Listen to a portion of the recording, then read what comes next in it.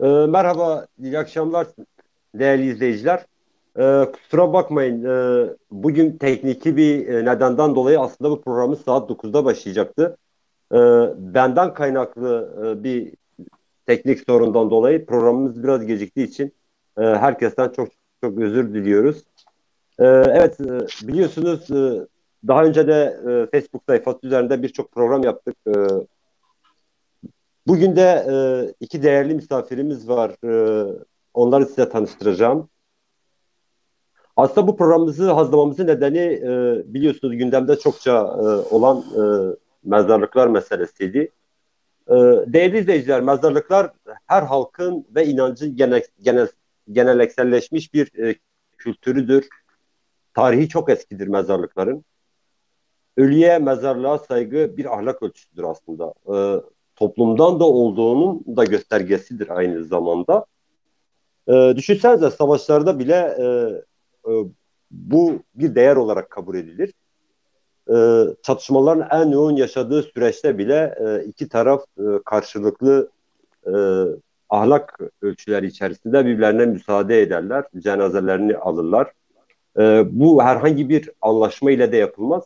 Tamamıyla bir ahlak ölçüsü çerçevesinde yapılır. Mezarlıklar aslında çok şey söylenebilir. Sabaha kadar konuşsak Bu nedir ya? bitmeyecek bir konudur. Düşünün ki mezarlarda seni doğuran bir annem var. Ya da düşünün ki mezarda doğurduğun bir çocuk var. Her gün aile bireylerimizden birinin cenazesinin üzerinde bastığınızı düşünün.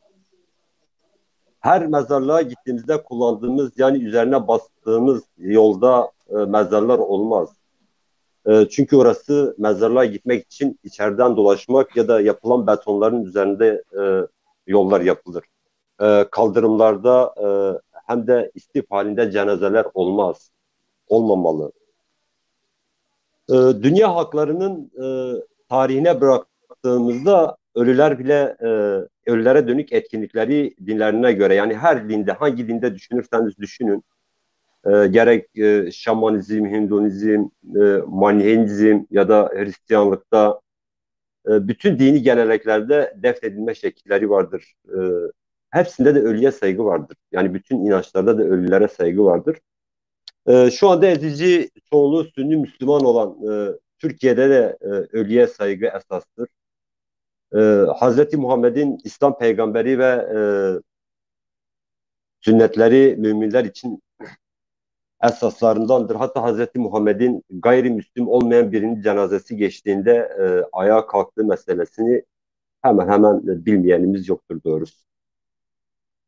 Son bir haftadır hafta içerisinde cenaze ve mezarlıklar konusu baya bir gündeme geldi, tartışıldı ve bunun üzerine biz HDP Esenyurt olarak da bu konuyla ilgili muhataplarını bu akşam davet ettik. Muhatapları bu akşam karşımızda.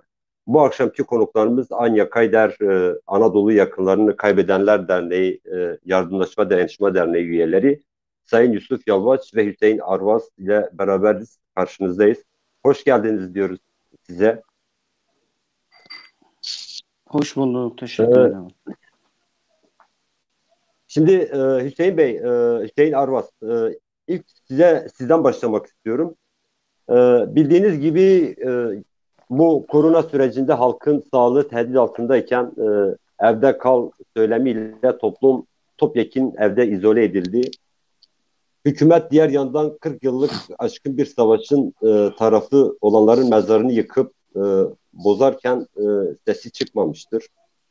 Biliyoruz ki ölenlerin üzerinde hüküm kalkar. Bir insan öldü mü üzerinde hüküm kalkar. Buna rağmen bu durumu nasıl okumalıyız? Arzu edilen amaç burada ne olabilir?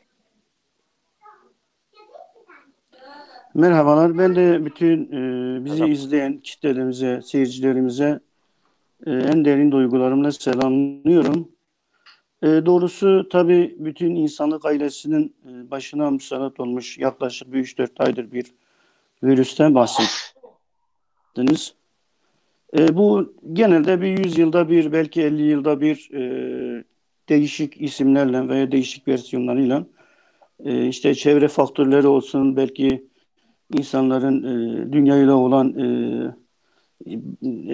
belki şeyden kaynaklı, tabii bu biraz şey işidir ama yani insanın yaşadığı bir trajedi. Biz de bütün insanlık ailesine geçmişler olsun diyoruz. Umarız bu daha fazla uzamaz, daha can kayıplarına daha fazla mal olmaz. Dediğiniz gibi aslında bu değerlendirilmesi gereken, asıl belki ismini virüs olarak koymadığımız ama uzun uzun yıllardır, yani binlerce yıldır insanın kendi türüne karşı çoğu zaman vahşice, çoğu zaman acımasızca e, bazı gerekçelerle birbirleriyle anlaşamayıp savaşlar yaşanmış. Yaşanmaya da umarız yaşanmaya devam etmez. Ama coğrafyamızda da özellikle Orta Doğu özgünlüğünde çok hala sıcakçına birçok ülkede savaşların, çatışmaların yaşandığını biliyoruz. Tabii ki her savaşın, her kavganın e, barışı evirebilecek şeyi geleneklerde de o söylenir. Hani barışı olan bir kavga çok fazla acıtmaz, ahlakı olan bir kavga çok acıtmaz derler. Tabii ki her insanın dediğiniz gibi hangi inanca bakarsanız bakın, hangi bilimsel yasalara, kanunlara veya anayasalara baktığınızda insanların defin hakkı, gömülme hakkı kutsaldır. Yani hiçbir e, yasa, hiçbir kriter bunun önüne geçemez. Yani bunun da sorumluluğu direkt ailesinedir. Ha burada maalesef zaman zaman geçmişte de bunu yaşadık. Belki türü örneği çok az yaşanır. Elbette ki Anya Haydar olarak bizim de üyelerimiz zaman zaman yani şunu söylüyorlar. Yani biz bu ülkenin burada yaşayan, Orta Doğu'da kadın bir halkız.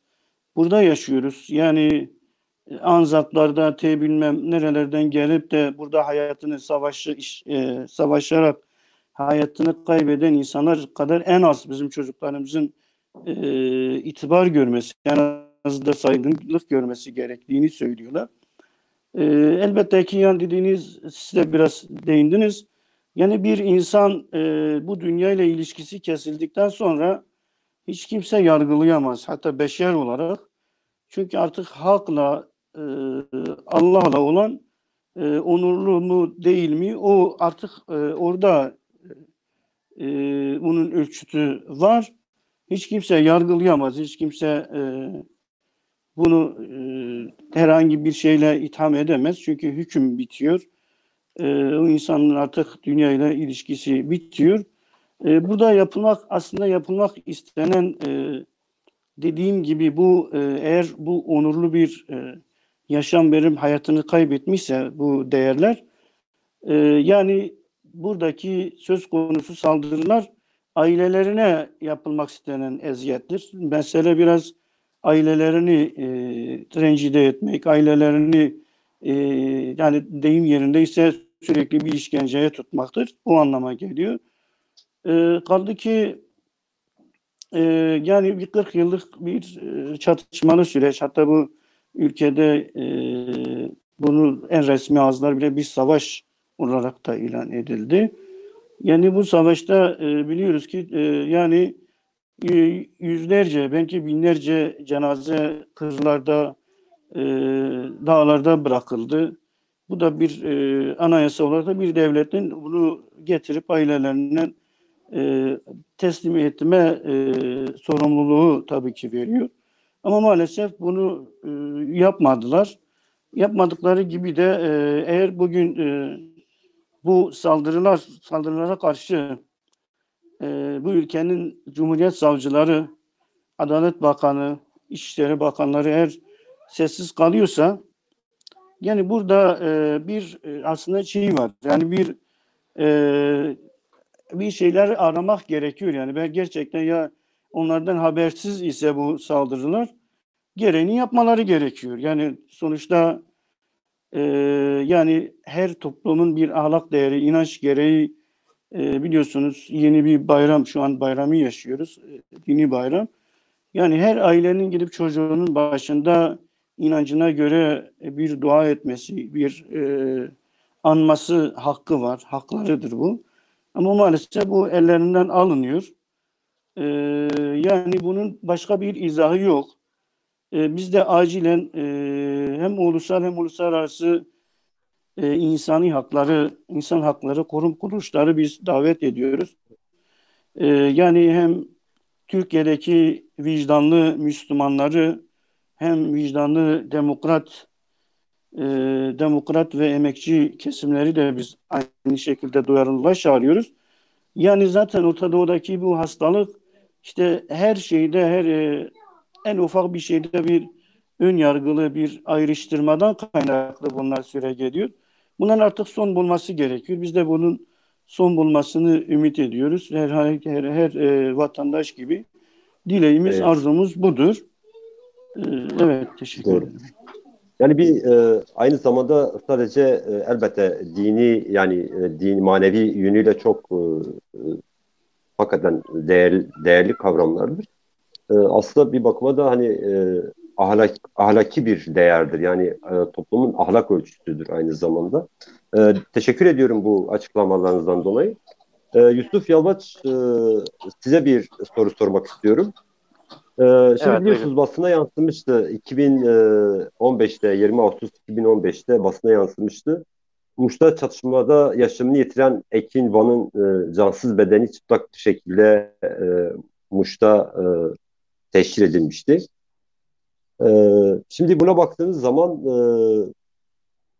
sonrasında da benzeri haberler okuduk aslında.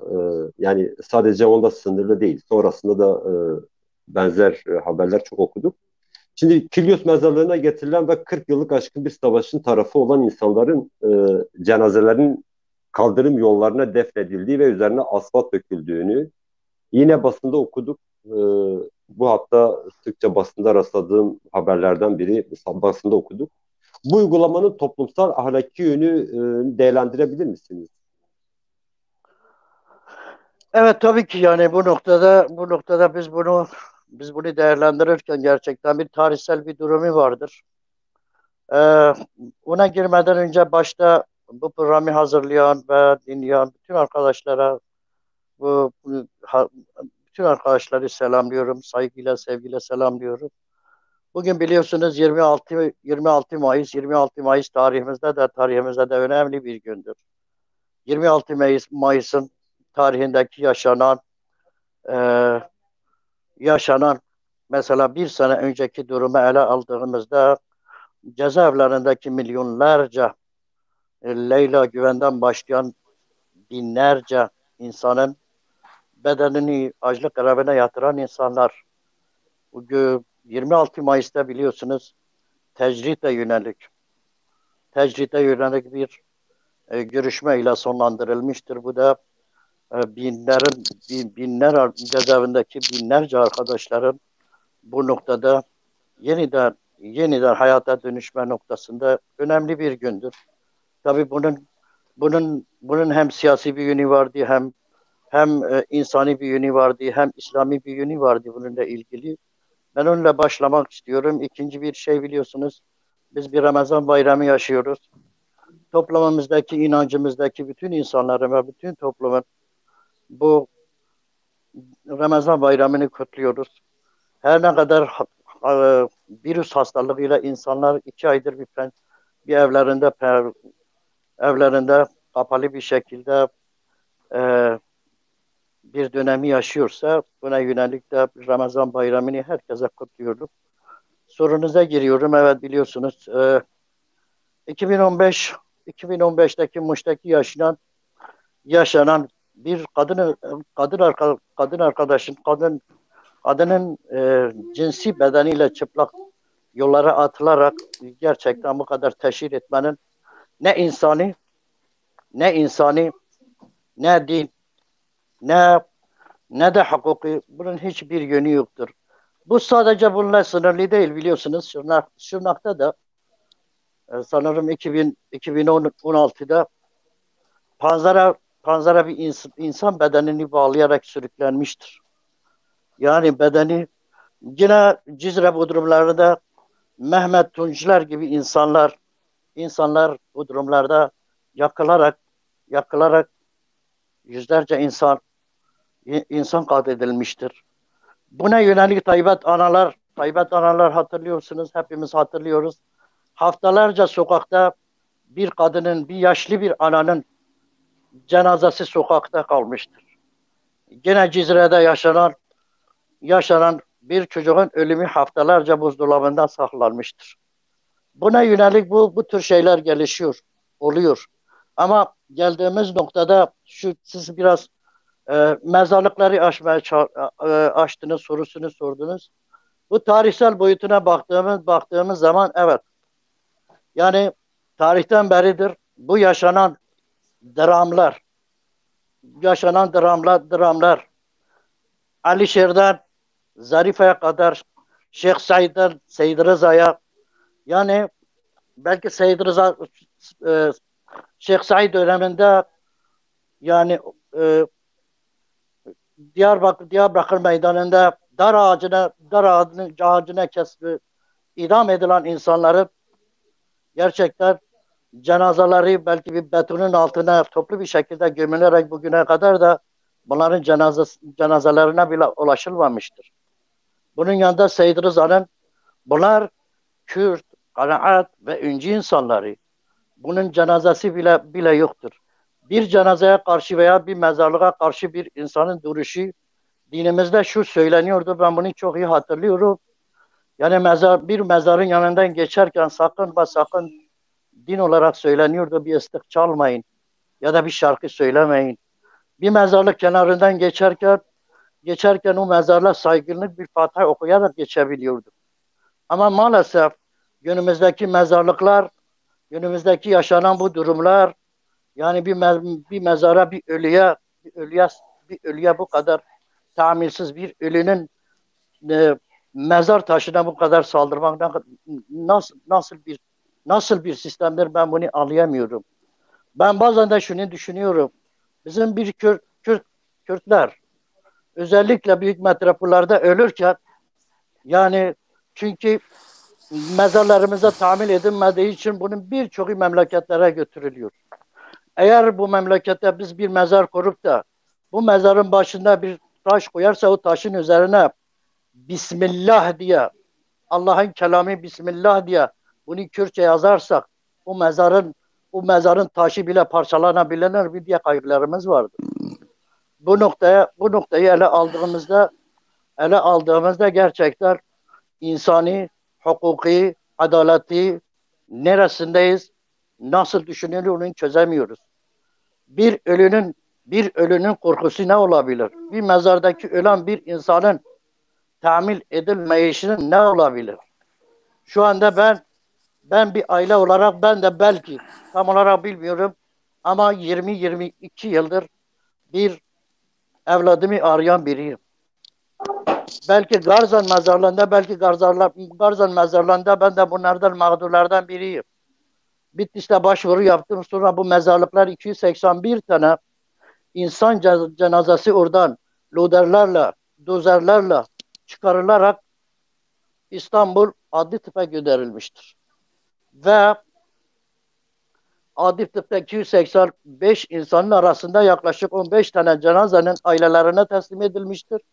Bunun dışındaki sadece Goristan denilen değil, mezarlık denilen değil, çekilmiş kuyu gibi bir yerin altında kırılmış plastik kutularla bu insanların kemikleri orada beklemektedir. Başvuru yapan aileler Bitlis'ten, Ahmet'ten, Van'dan, İstanbul'da başvuru yapan insanların talepler üzerinde hiçbirine dönüş sağlanmamıştır. 15 kişinin dışında. Belki bunu yer yer ben arkadaşın da çok fazla kendime dönük bir zaman almayayım. Arkadaşa da bir zaman vereyim. Çünkü yer ikimiz konuşuruz. Ayrıntılı bu tür noktalara giriyorum. Ama biz Ankaydar üyeleri olarak biz bu noktanın hem mağduruyuz, hem yöneticileriyiz, hem temsilcileriyiz diye söylüyorum. Teşekkür ederim. Ben teşekkür ettim değerli açıklamalarınızdan dolayı. Tam da bu noktada aslında Hüseyin Arvas, size sormak istiyorum. E, Biliyorsunuz bu mezarlıklara saldırı sadece Kürtlere yönelik değil, aynı zamanda Mardin'de Ezidi mezarlıklarına, Trabzon'da Hristiyanlık mezarlıklarına, Aydın'da Alevi mezarlıklarına saldırı yapıldı. Bu genel saldırı da yapılmak istenenleri önceki olaylarla bağlantısını kurabilir miyiz? Bu yapılanlar bir yerlerden mi planlanıyor? Toplum olarak ne anlamalıyız, ne yapmalıyız? Evet, tekrar ya şimdi şöyle bir gerçeklik var bizim yaşadığımız coğrafyada elbette ki belki dünyanın %70'i %80'i yaşayan halklar Mezopotamya'da Orta Doğu'da dağılmadır veya buralarda ataları yaşamış bu topraklarda belli bir evre geçirmiş. Hani bu kadim halkların şu anda ben azınlık da demek istemiyorum. Özellikle kadim halklar demek istiyorum.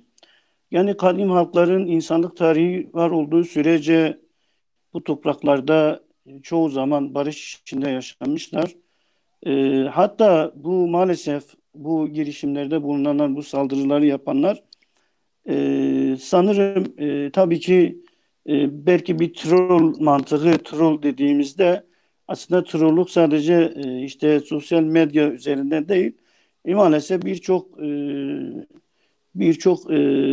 bölgedeki işte hakim güçler veya iktidarlar bunu aslında sürekli canlı tutup sürekli halkları kışkırtıyor. Bu bir gerçeklik. Bunlar bence bunların ana kaynakları bunlar. Örneğin tarihe gittiğimizde işte Orta Doğu'daki dediğimiz gibi ezici çoğunluk Müslümandır. Referans aldıkları işte Hazreti Muhammed'in yaşamıdır. Peygamber Aleyhisselam'ın yaşamıdır. Yani kapı komşusu Yahudilerdir, işte haricilerdir. Birçok halklardan insanlar yaşıyor ve barış içinde onların bütün yaşam haklarını vererek hatta Çoğu pozitif ayrımcılık uzaklaştı. yaparak çoğu zaman pozitif ayrımcılık yaparak yaşayabilmiş. Ama maalesef dediğim gibi bu postmodern dünyada işte bu 200. yüzyıla 21. yüzyıla pardon geldiğinde insanlar biraz sözüm buna belki iletişim araçlarıyla dünya biraz daha küçüldü. Biraz daha belki bütün inançlar birbirini daha kavraması gerekirken maalesef bu hastalık Orta Doğu halklarında çürümeye aslında bir çürümedir. Yani yoksa bugün aslında sadece gayrimüslimler veya azınlıklara da değil, dün Hasankeyf'te de bir türbeye yani Şeyh Ali mi diye bir türbe ben şu an ismini hatırlamıyorum. Türbeyi darmadağın ettiler. Yani bu aslında bir azınlık troll azınlığı bu halkın başına bela olmuş adeta. Hatta zaman zaman yaşam içerisinde işte gayrimüslimlerle ben şeyi de yaşadım. Küçük bir şeyi anlatmak istiyorum. Bir iş adamı, fabrikatör, bir Yahudi kökenli bir asıldı bir arkadaş. Yani bana şunu söyledi. Hatta bir yıl önce biliyor musun dedi hala dedi biz dedi evlerimizden işimize giderken bir cuma namazında acaba bir şey tetiklenir, evlerimiz, iş yerlerimiz, şeylerimiz yağmalanır mı diye hala diyor içimizde küçük de olsa bir endişe var. Gerçekten bunlar yani bugün artık sistem isterse önüne geçer bunların. Hem de 24 saat içerisinde işte rantliktir, işte zaman zaman patriklerdir, işte kilisedeki papazlardır. Katledildiği bir coğrafyada yaşıyoruz maalesef. Bütün bunlar birbirini tetikleyen aslında e, olgulardır.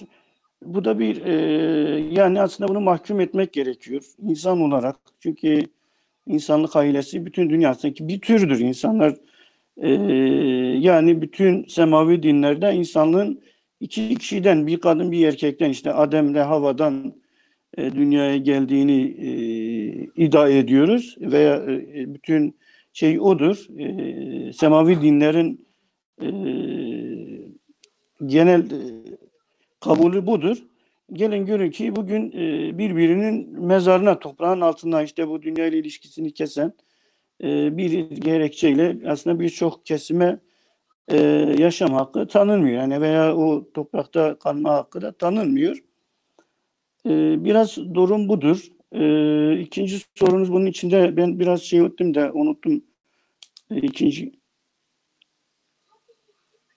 Yani sorularıma cevap alabildim ben. Sorularıma cevap alabildim. Burada bir şey yok. Ha, Teşekkür ediyorum. ben Şimdi teşekkür ederim.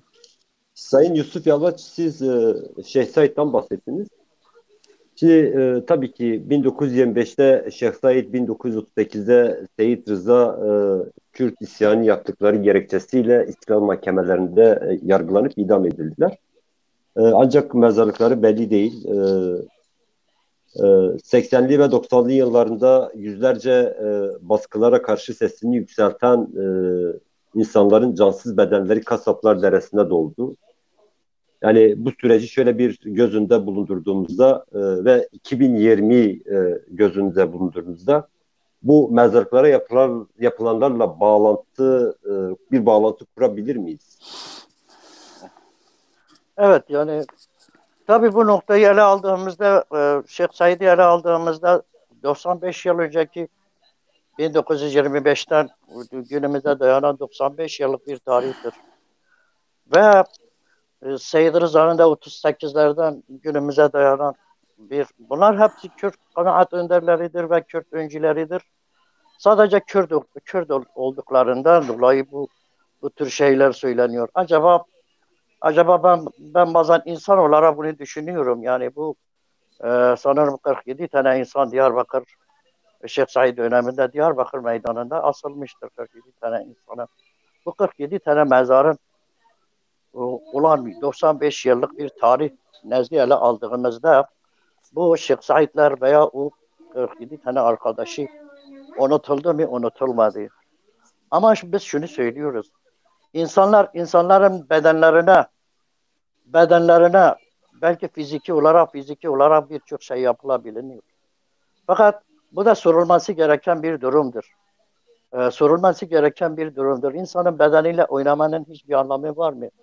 Doğal olarak bir ailenin en kutsal olan öldükten sonra onun bir mezarı olmasıdır ve o mezarın başına gidip bir anası veya ailesi, oğlu, çocuğu o mezara bir gün gidip bir bir gölün bir çiçeğin oraya dikip bir dua okumasıdır.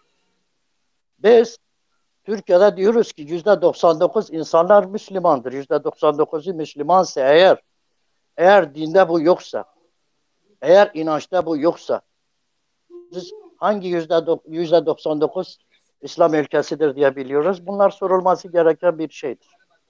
Yani bugün belki binlerce imamlar hutbeler okur, vaazlar verir.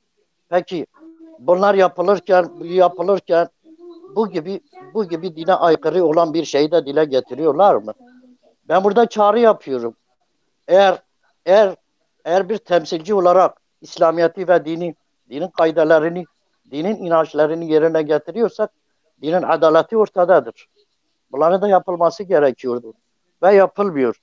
Ama soruya geldiğimiz zaman her ne kadar bu fiziki olarak yapılıyorsa bizim düşünen davada bir slogan vardır. Belki fiziki olarak cenazesi de yoktur, mezarı da yoktur. Ama ruh olarak bu topluma unutturabildiler mi? Unutturamadılar.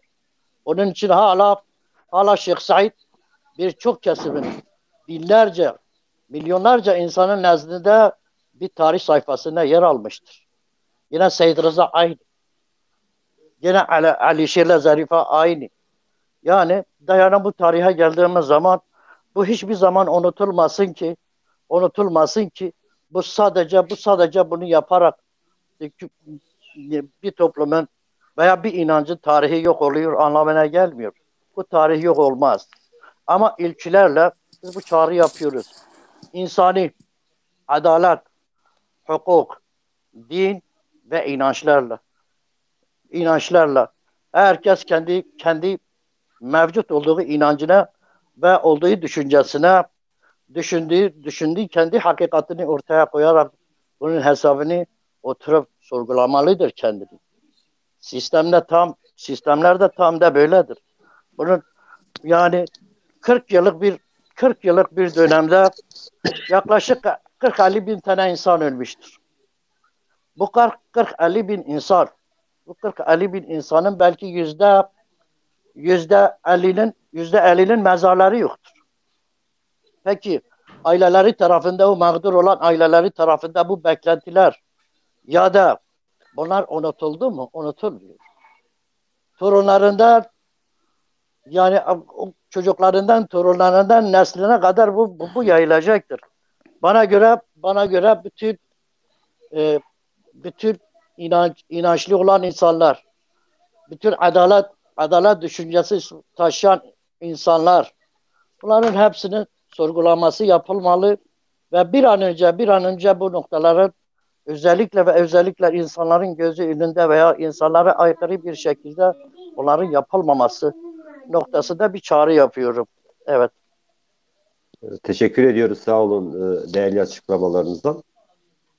Şimdi Hüseyin Arvas'a dönmek istiyorum. Sayın Hüseyin Arvas, biliyorsunuz bir hak ve adalet arayış uğraşına giriştiği açlık görevi ve ondan sonra ölüm orucuna çeviren, yaşamını yitiren grup üyesi İbrahim Göçek. Cenazesine yapılanlar gömülme hakkının önüne geçilmesi hali nedir? Bununla birlikte cesedinin çıkarılması tehdidini nasıl okuyabiliriz? Ya tabii aslında demin de beri konuştuğumuz birçok şey aslında birbirine bağlantılı bir bütünün birer parçalarıdır. Evet, evet. Maalesef geçmişte de daha dün biz Hanım Tuğluk'un, Ayşe Tuğluk'un annesinin o 80 yaşındaki bedeninin nasıl saldırılara uğradığını Ankara'da biz gördük bunları. Hiçbir siyasi, hiçbir yanı da yoktu. Yine İbrahim'e gelince, grup yorumdaki İbrahim'e gelince yani düşünün bir türkü söylemek için yani bedeninizi ölüme yatırmanız gerekiyor bir ülkede. Yani bu acı verici bir şeydir. Bu bir realitedir, bir gerçekliktir. Bırakın daha büyük problemler, daha büyük sorunların için hani bir türkü söylemek için bu kadar ağır bedeller ödeniyor. Yani yine diyeceksin işte bir virüs var, bir sokağa çıkma yasağı var. Ona rağmen yani bir yurttaşın aslında İstanbul'daki o cem evine inanç Evet, evet. merkezine yapılan o saldırı da emniyet tarafından olan o saldırı da en az oradaki o güruh kadar suçtur. O güruh kadar e, vahimdir. Yani ilginç olan ülkede bir adaletin, bir hukukun olduğu, 100 yıllık bir ülke olduğu söyleniyor ama buna rağmen hiç kimse hakkında bir soruşturma açılmıyor. Ve eğer bu soruşturma açılmış olsa biz diyeceğiz ki ya sistemin işte burada merkezi bir devlet yönetiminden ve herhangi bir katkı yok diyebilecektik ama maalesef bu tür toplumsal olaylarda en ufak bir soruşturmaya dahi açılmıyor. Ve bütün bunlar bunu tetikliyor maalesef. Bu ihlal yani insanlıktan utandırıyor insanı ve buna benzer ihlaller maalesef şeyin özü bu biraz. Böyle değerlendiriyoruz. Evet. Teşekkür ediyorum. Tam da bu noktada sizin kaldığınız yerde ben Sayın Yusuf Yalaç'a şunu sormak istiyorum. Ee, Bu tahribatlarla ilgili bu son süreçte kurumumuzun herhangi bir girişimi oldu mu? Nasıl bir tepki konuldu bu süreçte? Verilen tepkiler yeterli buluyor musunuz? Ee, Bizim Esenyurt yereli, Esenyurt halkında bir beklentiniz var mıdır? Buyurun. Tabii. Yani bu noktada demin arkadaşın da dile getirdiği gibi grup yorum üzerindeki ele aldığımızda açlık grevi meselesi, evet, bu insanların bir kendi özgün bir müziğini söylemek, bedenini ölüme yatırmak noktasındaki, yani buraya ulaşmak ve mezari dahil kabul edilmeyen bir durumda ele aldığımızda hakikaten bu ciddi bir sorundur. Herkese çağrımızdır. Bu sadece şu anda bedenini ölüme yatırılan bunlar değil. Çağdaş Hukukçular Derneği'nin avukatları bugün kendi bedenini oruca yatıranlar, açlık grevine yatıranlar, kimisi 150 gününün üzerinde de kimisi 100 günün üzerine aşmış bir durumdur. Demek ki kendi hukukunu, kendi düşüncesini dile getiren her insan ve her birey, gerek sanat olsun, gerek hukuk olsun, gerek basın medya olsun, gerekse siyasi olan kendi düşüncesi olsun, dile getirildiği zaman herkes bir hedeftir. Peki bu nasıl olabilir? Bu nasıl çözülebilir? Toplumun bu virüs hastalığından fayda, yani kendi tedbirini alma noktasında bir tedbir alma amaçlıyken, yani çıkarılan bir yasa vardı. Bu yasanın cezaevindeki bu koşulları, bu hastalıkla pençeleşmeyecek bazı insanların bir af çıkarıldı. Acaba bu af çıkarılırken ta geçen gün yine bir insan cezaevinde hasta bir insan öldü. Bu bu kurtulamaz mıydı? Bu çıkarılamaz mıydı? Çıkarılabilirdi. Bu af sadece düşüncesi olan bir bir sisteme veya bir iktidara ters düşen insanların ölmesi mi gerekiyor? Biz burada çağrı yapıyoruz.